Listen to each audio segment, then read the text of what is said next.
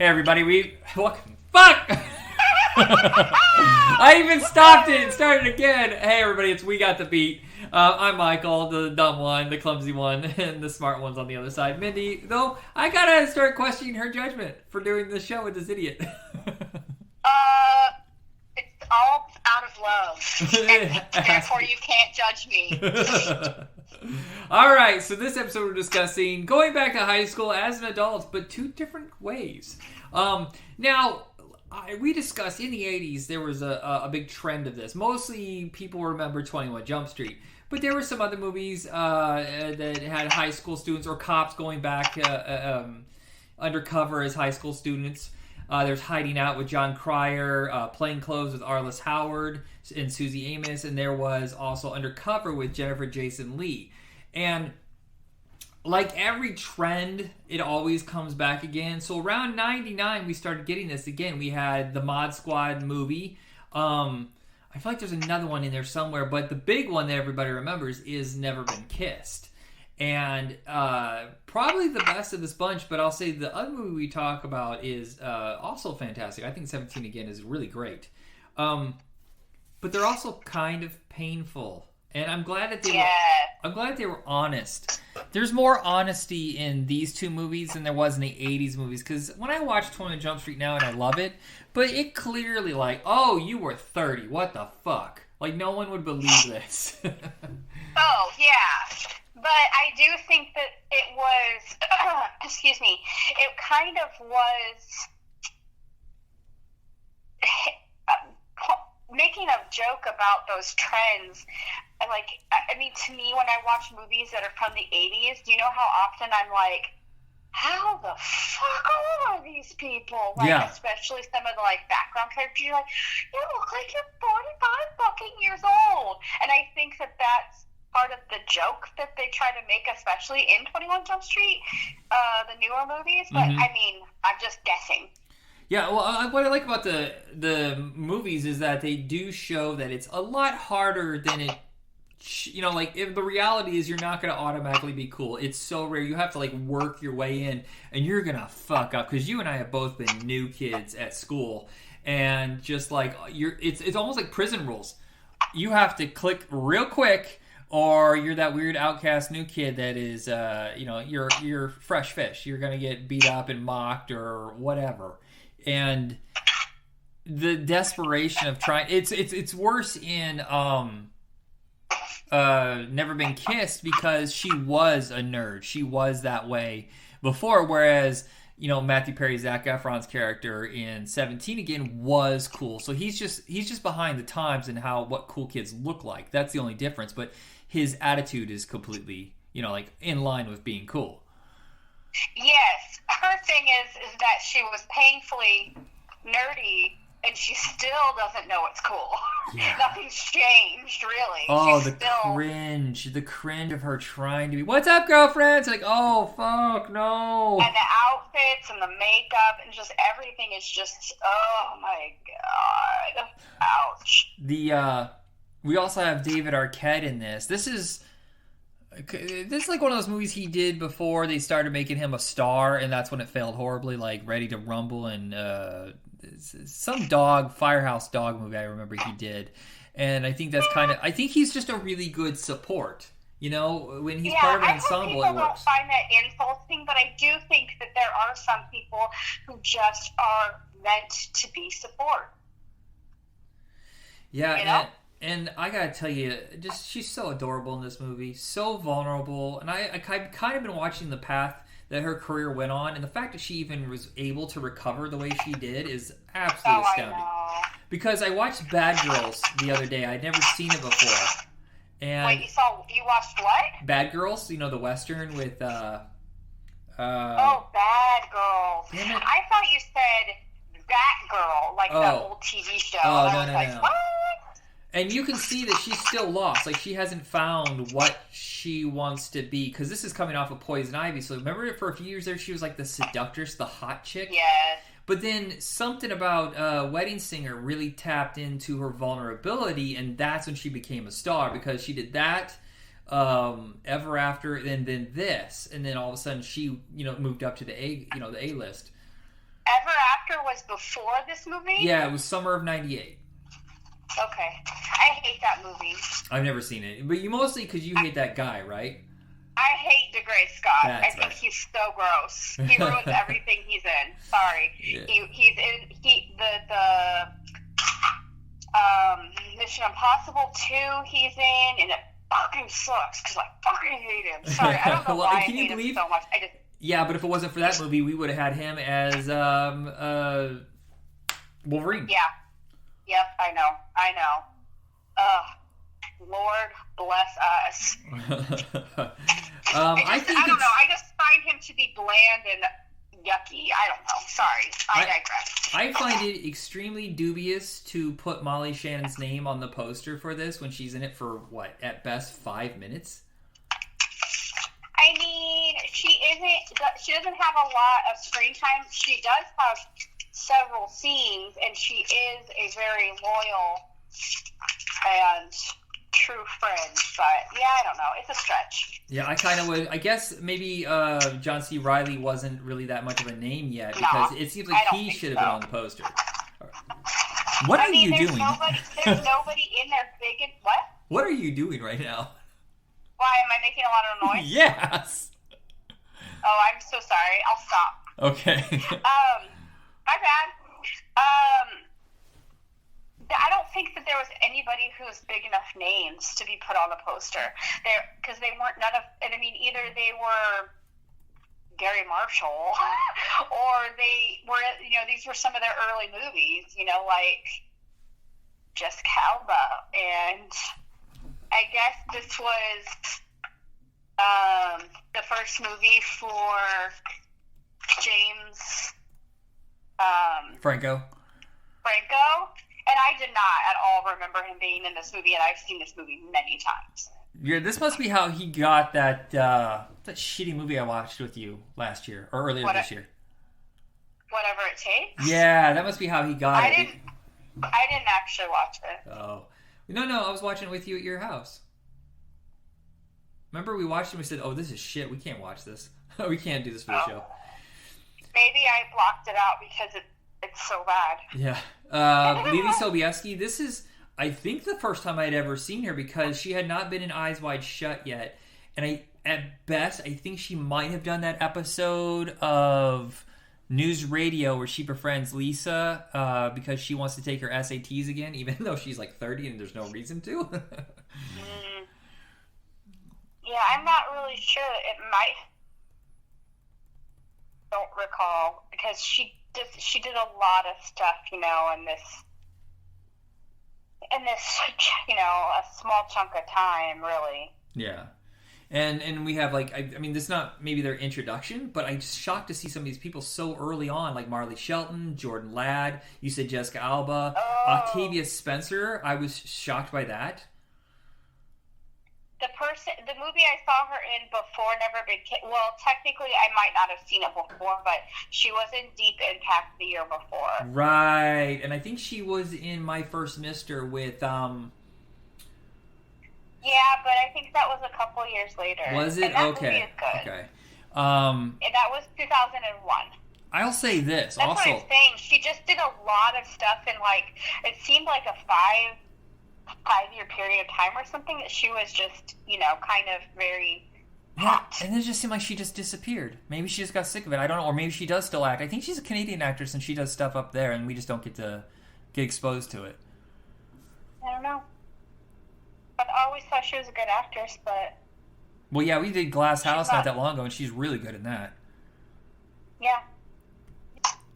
Yeah, and I think this is where we were introduced to Michael Vartan as well. And I just talk about hit the ground running. I thought he was really great in, I think, his first performance, at least for a studio film. I mean, definitely the first thing we knew him from. I mean, this before the show or not? No, actually, yeah, it was 2 years before that. He was in a lot of movies before this, actually. He was in... But I think he's Canadian, right? So that would not surprise me. He was in Tu Wong Fu, Oh. The Pallbearer, The Myth of Fingerprints, which I think is like an art film with Roy Scheider and Julianne Moore. And then he I mean, those are all fairly forgettable things. Yeah. But I mean, after this, he would do the next best thing, 1 Hour Photo. Oh no, 1 Hour Photo came out right after Alias. So yeah, mostly what we know is Alias. And I remember he was in Mists of Avalon, but that was also after Never Been Kissed. Oh yes, I remember Mists of Avalon. I think I was forever traumatized from that. Really? I don't remember the show. I wonder why it was traumatizing. I'll explain it later. It's a plot line that is in the book too. It's not like it's their fault. But I remember that pretty clearly. Yeah, and I shouldn't have said those things were forgettable. It's not exactly what I meant, but like Tu Wong Fu, like you're not going to remember the random Michael Vartan with all of that other stuff going on. Right. Yeah. This is during that era when, of course, soundtracks were so like pushed by the labels and promoted in the commercials and stuff like that.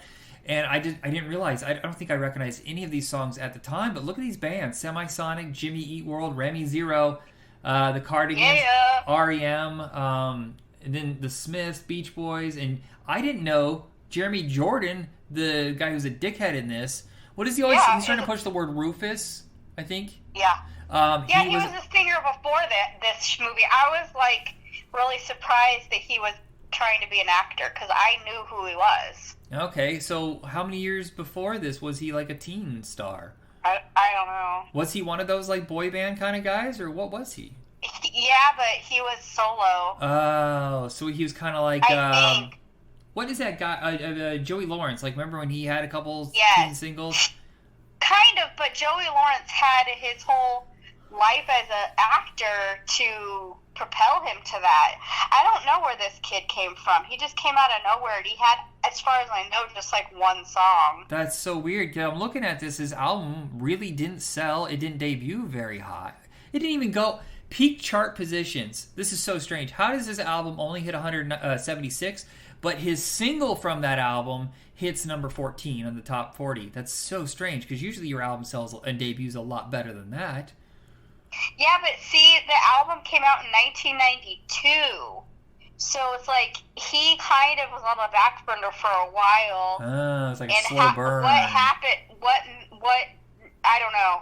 I was really surprised because he looks a lot different too. Okay. But he's kind of like super douche in this movie. Yeah. Don't they kind of spoof this in Mean Girls when they try to push a word? And they're like, don't do that. It's not going to happen. What was that? Fetch? Yes. So do you think that they're making fun of him trying to push Rufus? Maybe. I don't know. Yeah. I just thought I'm not entirely sure. I'm not aware of people in real life other than us who try to make words part of normal vernacular. But really, that's just was the two of us together, not like we weren't trying to change society. I don't know if I heard it from someone else or I made this up. I'm sure I heard it from someone else, but I've been saying the word herbalicious lately. Oh, okay. That was really herbalicious. I don't know, something with lots of flavor and herbs. And when I was a kid, I remember trying to push the word dudical. Okay. Dude and radical, if you're wondering. But I'm not sure that any of those are amazing. No, not maybe really. That's why they didn't catch on. No. But plus, I was a dork, and no one's gonna do that. But was there any phrases that we knew like in our high school, and then like you would say it later in life, and people were like, "What are you talking about?"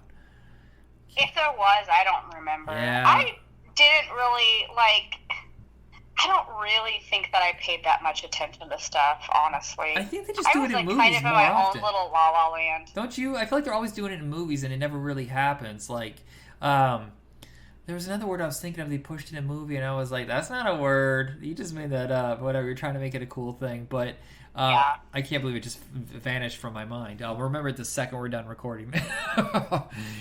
But probably.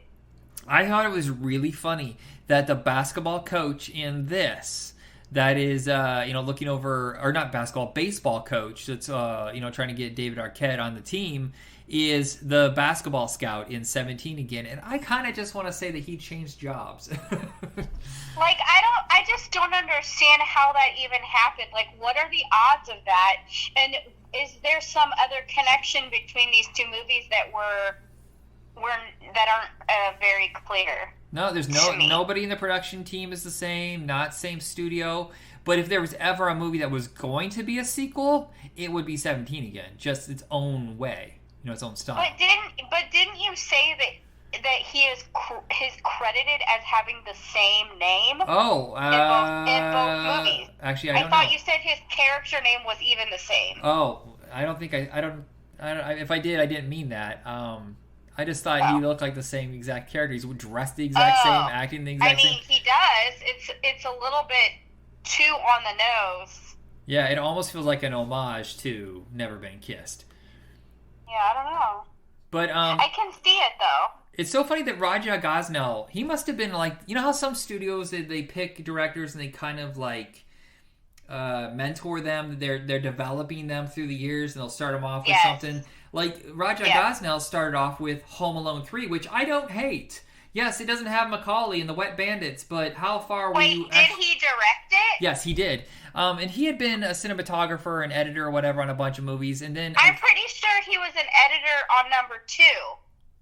Yeah, because I just watched number 2 like last night or the night before, and I saw his name in the credits, and I was like, oh hey, he blah blah blah blah. So yeah, I think that was, just a few years before he transitioned to a director. Yeah, and then, if I remember correctly, it's after this is when he does the Scooby-Doo movies, and that's kind of when he becomes a big deal. He did Big Mama's House right after Never Been Kissed and Scooby-Doo. Okay. But yes. He's done a lot. He did a lot of family-friendly flicks. I'm going to look to see. The guy's name is Gregory Sporletter. Good. I know. Now I want to know, right? Yeah, I gotta know if he's playing the same character. But I really do think. Okay, it's Ohio Scout. Okay, so he doesn't have a name. Never mind. But I'm just gonna pretend. Okay, we're good with that. Yep. Yeah, he's moved on from coaching at a high school to being a scout for professional sports. I mean, it's high school. It's high school sports anyway. They usually don't have real coaches. Did we have real coaches at our high school? I don't remember. I always felt like this guy was just he's your economics teacher. Ask somebody who played sports. I don't have a fucking clue. No, but I remember seeing those coaches like, oh, you're my sociology teacher. You're also the basketball or baseball coach. I see what you're saying. Yeah. I mean, most of the time, I would say that you can't make enough money just as a coach. Yeah. But you have to be a teacher too. You have to do both. I would say, I don't know. Sometimes it's really painful watching these movies, watching the squirm of their awkward behavior. But I do appreciate the fact that she was willing to put herself out there like that. Because she produced this, and she just like, I'm not gonna be all glammy and cool. I'm gonna be a dork and suffer, and then show you the painful past. And when she does the thing, it's not new. It's been in a lot of other movies where that person becomes kind of part of the cool clique, and she turns her back on her friends. It's not as blatant in this one as it is in some of the other ones. It's just she happens to be hanging. I mean, it's her job anyway. I mean, she is not a high school student, so she has to keep everybody kind of at arm's length. Do we think that it's believable that she's 25 years old? Was she 25 years old? She was 23, I think, when they made this. Really? Yep. And David Arquette was supposed to be 23. Yeah, see, here's the thing is I actually thought that David Arquette was supposed to be older than her, not younger. And if they had switched those two, I think it would have worked a little bit better.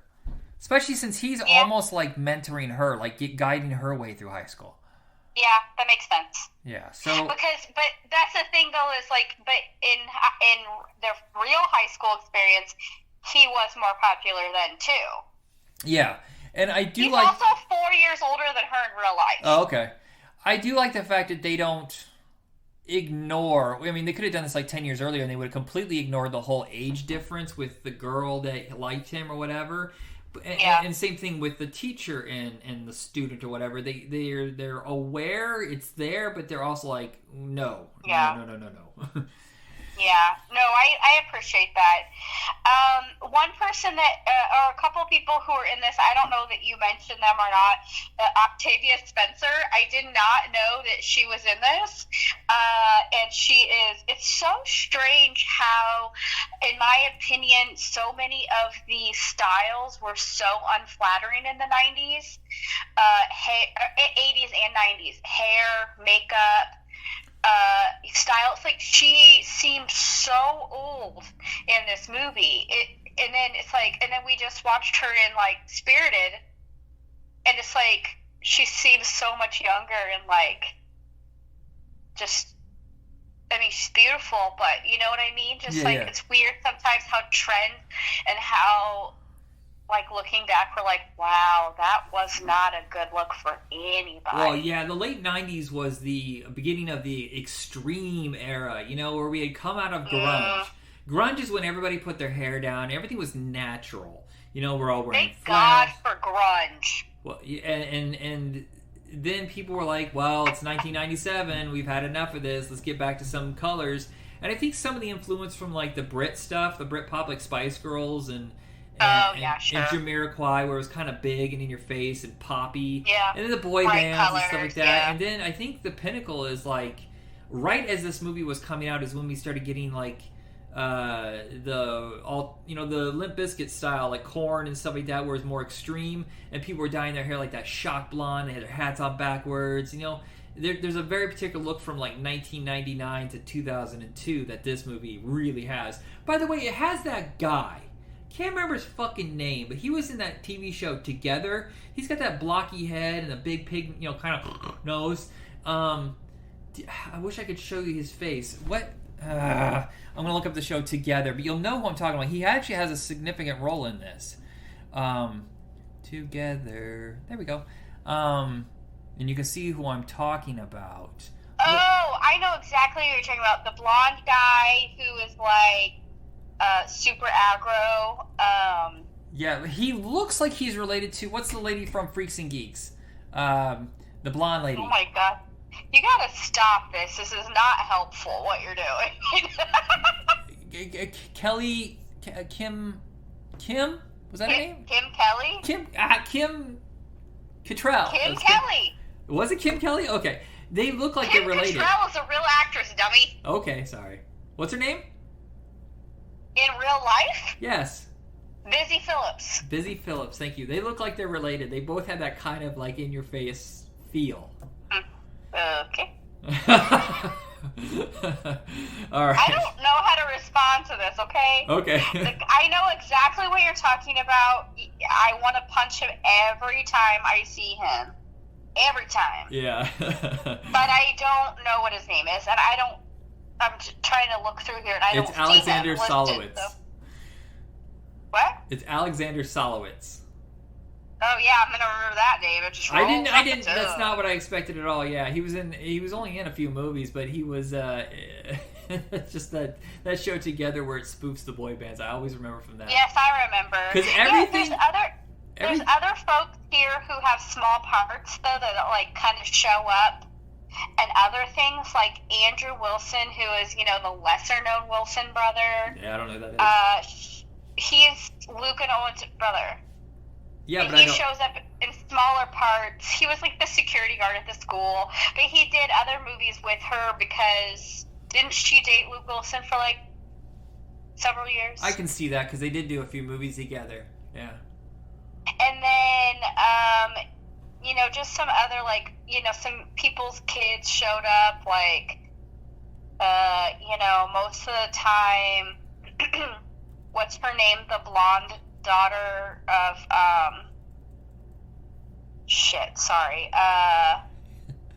Gary Marshall's daughter has a bit part, and she does that in most of his, you know, most movies with him. It's funny. It says Jessica Alba, but it's a picture. It actually has a picture of Alan Covert, and next to her name, like, here's Alan Covert. You know, he's always just like a solid. Usually, he's just, you know, a supporting character, and I still think that Grandma's Boy is one of the most delightful movies ever. And I really wish that he had more opportunity to shine. Yeah, I haven't seen him in forever. I have no idea what he's doing. Yeah, so I think he's probably still, you know, doing supporting stuff with Sandler, but yeah, there's this other kid who was kind of like in the nerd group, and he was in a couple things. It just seems like everybody was around for a little bit. Giuseppe Andrews. Yeah, from Detroit Rock City, yeah.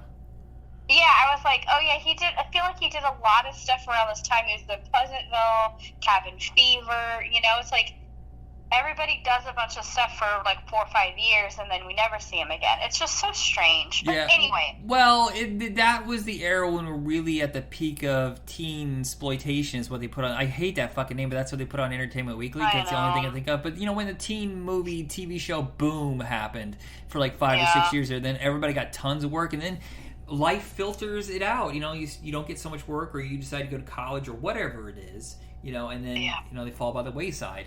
Our second film is 17 again, and I am flabbergasted that they gave this a $40 million budget. That cannot be right. I know Zac Efron. Who were they banking on at this point? Right? I don't know. I mean, I know Zac Efron was a thing. Like, you know, because of the... So the High School Musical movies, were like right before this? Like the last one, I think? 2008, yeah, okay. Was the number... Yeah. So he did that. Then he did... Hairspray was in 2007.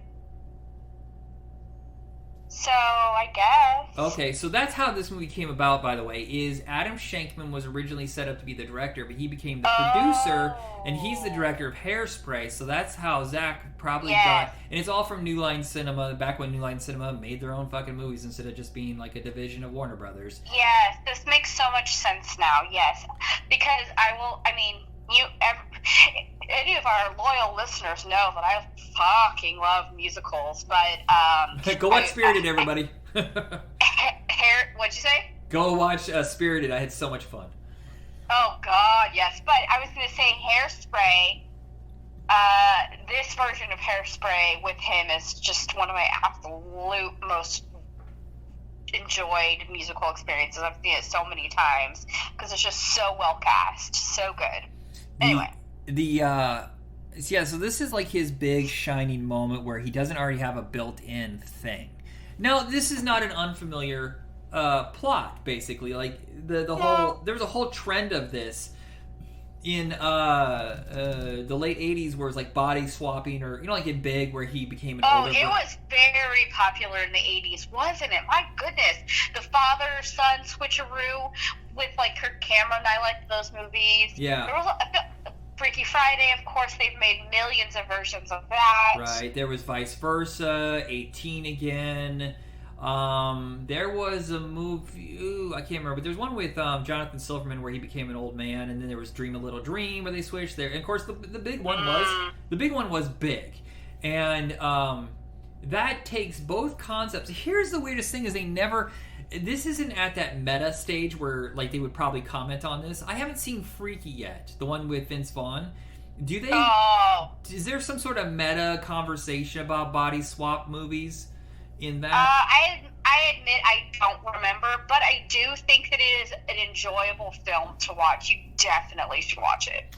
And it feels like kind of a love letter to that, especially since it's, you know, it has so much the 80s beginning where they're showing Zac Efron's character. He's like the star baseball player or basketball player, and his girlfriend gets pregnant. The math for me doesn't work out. I keep trying to figure that. I feel like we're off by a few years, but whatever. It's not that big of a deal. I was shocked to see Michelle Trachtenberg. I've seen this before, and I forgot that she was still acting at this point. Isn't she still acting now? Is she? Because I could not remember anything she did after Euro Trip. Oh gosh, you know what we really need to do for the future is that we really need to talk about that ice skating movie she was in. Can we cover that sometime? The what movie? The ice skating movie she was in. What ice skating movie is this? You've never seen it? What? What are we talking about? It's called... It's like a Disney movie, and she's the star, and she's an ice skater. Oh, crap. Is it called Ice Princess, this movie I see? I think so, yes. It's very, very good. Oh, okay. Well, I really liked it. This was in theaters? Yeah, it was a Disney movie. I've never even heard of this. Wow, okay. It's so good. Okay, anyway. Is she still acting? Yes, I looked. It's just not as much. She hasn't done really any movies in a while, but she mostly does TV. And since I haven't been paying attention to TV except for, like, you know, the big stuff everybody talks about, Sunny in Philadelphia, I had no idea. Well, to be fair, it's, you know, it's some... I haven't seen any of these things, but she's in a Christmas movie from 2015, so I'm going to go watch it. You know, my love for, like, you know, you stick with some of the teen actors you grew up with. I watched Corey Haim movies way longer than I should have, considering the quality. But, like, I saw that Brendan Fair was in a couple of Hallmark Channel movies, and you know me, that is, like, I don't want anything to do with Hallmark Channel movies anymore. No. But I was like, you know what? I would actually watch that. And it's called, like, Christmas Unwrapped or something like that, or Unwrapped for Christmas. And the cast... I'm gonna watch it. The cast is all of the great actresses from 80s and 90s, you know, like 227 and what's the Cosby spinoff where they were in college with Kadeem Hardison and Jasmine Guy? You know, those kind of shows. I was going to say Different Strokes, but I think it's a different world. Yeah, different world, and then, like, hanging with Mr. Cooper's. Like, it's an all-star cast of African-American actresses from that era. Wait, who was it you said? Brendan Fair? Yeah. Oh, okay. That's also... I feel like they only chose Matthew Perry because he could pull off, like... Him and Zac Efron were just enough alike because Matthew Perry had to be way too old. I can't.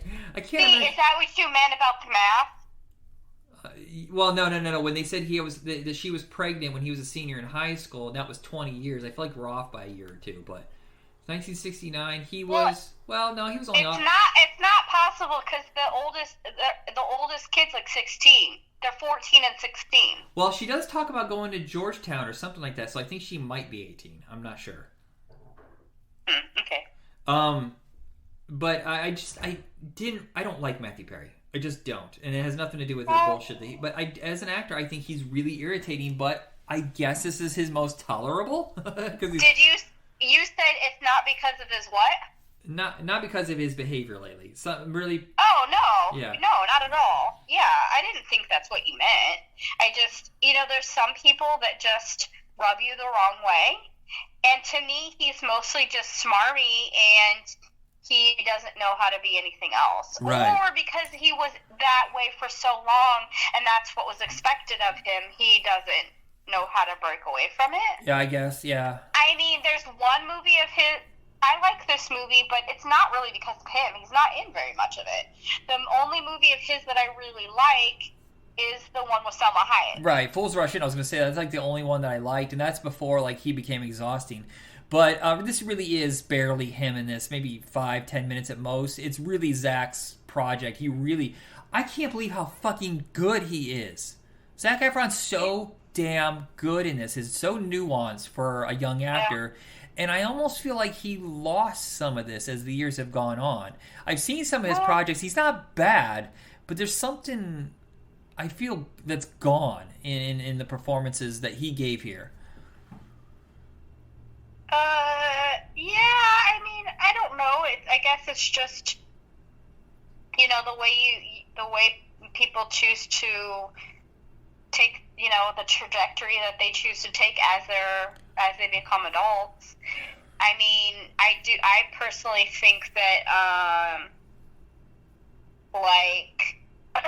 The Greatest Showman is super good, but it's not really resting on his shoulders. It's an ensemble piece, he was good as that guy, the killer, the deliberate... Extremely wicked, shockingly evil, and vile. Yeah, I thought he... But I think what's the problem is, and this sounds weird, but I've seen it out of some people, when... You remember when he got super fucking ripped for, like... Yeah. Well, I mean, it was a building thing for years with Baywatch, and he's so dehydrated. Yeah. I think his face is so dehydrated, it works like Botox, where he couldn't emote. They couldn't move his face in the same way. Is that weird? No, it's not really weird, but I also heard that he had some kind of accident. Oh. And he had to get surgery, some facial surgery or something. Really? And that it drastically changed the shape of his face, because a lot of people were commenting about how he literally looked like a different person. I had read that he addressed it because it was being talked about so much that he actually, I forget what the situation is, but he got seriously injured, and it might have been from one of his he had like this reality show, Down to Earth with Zac Efron, that's been on for a couple seasons, I think, on Netflix. That I think that he may have injured himself or something. And that surgery on your face, you don't know. You may never be able to move it the same way again. Right. Well, I mean, that's Montgomery Cliffs. You know, that Right. happened to him and changed his entire face. Mark Hamill. What's the kid from Maze Runner? He smashed his face, but thank God it looks the same, but he was in really bad shape on that last... My God, too. That was so close to derailing his entire career. Yeah. That he almost got killed on that. And then there was the kid from that show. He was in superhero movie in college, and he got his face all cut up. He does animated voice work now because he looks different. I'm gonna look it up. I know he had a TV show on Nickelodeon or Disney. There was the two brothers. We don't talk about him. We don't talk about him anymore. Drake Bell? He did some stuff. He did? We don't talk about him. Okay, never mind. That's horrifying. Okay. So moving on. Awkward. Also, come on. Has Leslie Mann ever given a bad performance?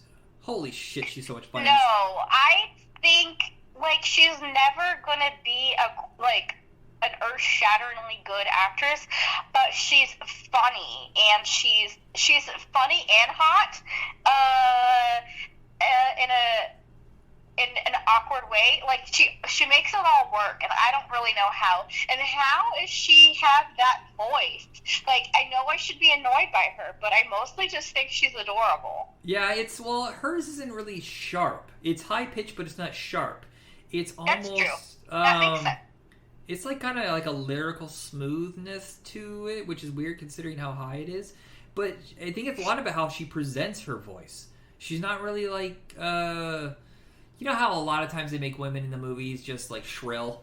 And, yes. You know, just like what the curse that Katherine Heigl had, that they could never shake. Leslie Mann has always been able to skirt around that and just been charming and cool. Even when she's pissed. Well, that's the thing, too, is like, you know, in this movie, somebody could have been made out to be a villain in their whole, you know, family dynamic or whatever. And really, even though he did a lot of stuff that was maybe messed up, there was so much, like, real character development and real growth. But also, nobody was really cruel to each other, even when they were, like, you know, half the movie they're going through a divorce, and they were still, like, really lovely. Yeah. I mean, and, like, loving. You're putting your foot down, but it's out of frustration, not out of hate. Mm-hmm. Yeah, I thought that was a nice way to go about it, because too often they make, you know, people villainous or, you know, just like an evil dickhead or a horrible bitch, and it's just like, life is more complicated than that. Like, It's just not that cut and dry. This movie has a lot of people, or at least some people, you know, in their early roles that, you know, that they got to be more popular, like Hunter Parrish, who was, you know, the icky boyfriend Stan, and he was, you know, I think he's most known for, like, Weeds. Cat Graham, who was, you know, got more popular later on for being in Vampire Diaries, and also in several Netflix Christmas movies that are actually really good. Yeah, I had no idea who she was because the store I was working for was pushing a whole line of sunglasses from her, and one day I just looked at her and go, who the fuck is Cat Graham? How does she get sunglasses? I think she's fantastic. I mean, I'm kind of surprised about the sunglasses line also, but I think she's absolutely lovely, and she's a wonderful singer. She's a great dancer. She's kind of like a triple threat, but she hasn't quite, like, hit it yet. Like, a lot of people know who she is, but she's not, like, really broken out into, like, movies and stuff. Gotcha, okay. I don't know. I don't remember, like, Melora Harding so much, but she's fucking hilarious. I mean, especially the end with the whole, like, The Elvish. straight up, just how fucking nerdy she is. It's so great. Brian Doyle Murray is like, a little cute thing. And, Can I say this? Brian Doyle Murray's my favorite Murray. He just is. He's always reliable. No, I get it. I think Jim Gaffigan in like a supporting role, and I think I quite like him. I was shocked to see Margaret Cho. I didn't remember her. Oh, I forgot about Margaret Cho. Yeah, is she even listed here? She's like I totally forgot. Oh, I forgot Nicole Sullivan too. Is her friend who takes her out. Yeah, and we love Nicole because she was so good, so good on Mad TV. She's so good. Just so many even bit roles for such funny and charming actors or comedic people. Well, Thomas Lennon, we haven't brought him up yet. I know, that's what I was gonna say. Is I love Thomas Lennon in this movie. I don't think that he's done a lot of stuff. But he and his other, comrades in the comedy world that he's worked with for many years, I just think that most of the time, he's a character actor and people don't know his name. Right. Well, it's a lot of it's because he keeps stepping away to do, writing stuff. He was in that Odd Couple remake with Matthew Perry for a few years. Yeah. And they really, really wanted that to be the new 2.5 Men, but it just didn't happen. I watched some of it. I didn't think it was bad. He has 91 writing. What's that say? 44 writing credits. Where'd I get 90? I don't know. Well, and you're not talking about Reno 911. There's a lot of them. But. Yeah. Well, you're not. They also don't really credit when he comes in because him and Ben Garant are also known for being script doctors. So they'll come in and they just spend a couple days on a script. So technically, they don't get. It does say some of these things are punched up. Oh, okay. For example, Mr. Peabody and Sherman, additional dialogue. Okay. So some of the things he does get credit for, but Balls of Fury, nothing that's groundbreaking, but really fun stuff. Night at the Museum, Let's Go to Prison, The Pacifier, Herbie Fully Loaded. He's written a lot of stuff. Probably the most successful from the state. Yeah, I don't think enough people know what the fucking state is, and that's a tragedy. Yeah. I didn't know that they were trying to remake the Cannonball Run. That seems like... I think the Cannonball Run movies would be fun because it's just a collection of a lot of different stars. I like those movies. Like Rat Race and stuff like that, where you get a whole bunch of people working together, and they really only have to shoot for 2 weeks, because, they're just a small part, and they edit their stuff in and out of it. I can't remember what else. Oh, I do find a problem with...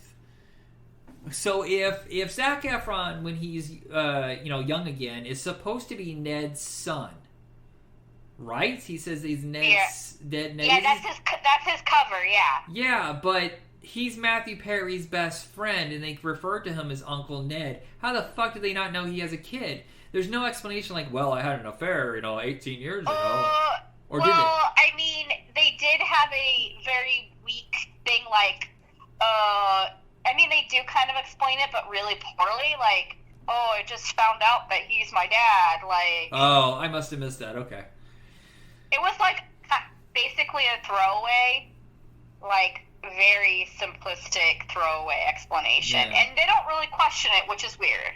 I do like especially because Ned is the nerdiest person ever. He's not probably gonna randomly hook up with a bunch of chicks when he's a teenager. Yeah, I like the fact that both movies present the idea that these guys go back to high school to reclaim their sports glory, but then realize maybe it's best for them to step back and either let someone else shine or become a mentor. Mm-hmm. Yes.